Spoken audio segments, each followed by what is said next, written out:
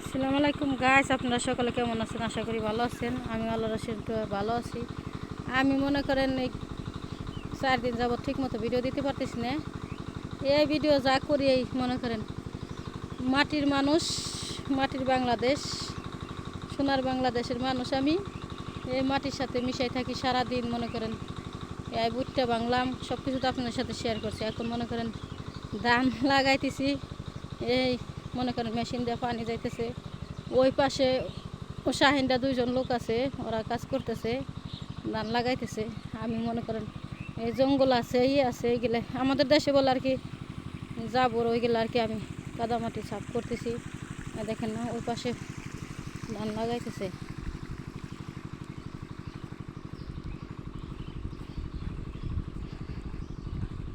মনে করেন এত কষ্ট,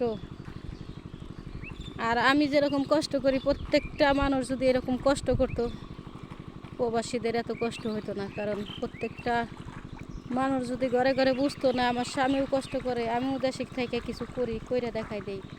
বসে বসে থাকবো না, বসে থাকবো না, বসে খাবো না, কাজ করলে ভাতের অভাব নাই।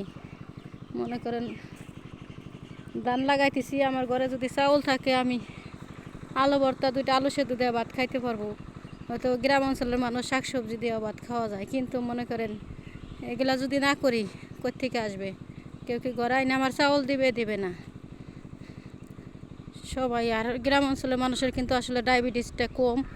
কাজকর্ম করি সারাদিন, খালি পায়ে হাঁটি, জুতা পরার মনে করেন টাইম থাকে না। ওই দেখেন পানি আমার এই জমিনে আসছে, ওইখানে যাইতেছে, এইখানে যাইতেছে।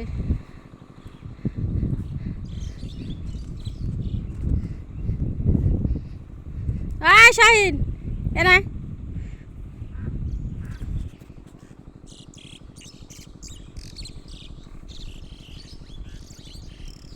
হাত ধুয়ে আয়।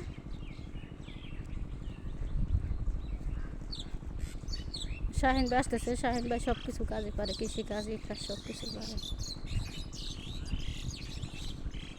হ্যাঁ দেখেন, এখানে কাদাগুলো আমি পরিষ্কার করতেছি, ওই পাশে ওরা ধান লাগাইতেছে।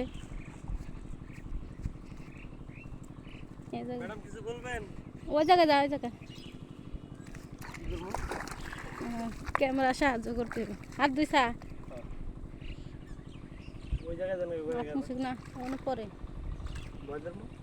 ওই পাশে ওই যে আরেকজন লোক আছে, ওর নাম কি জানো? জাবেদ ভাই ধান লাগাইতেছে। হাত মুছে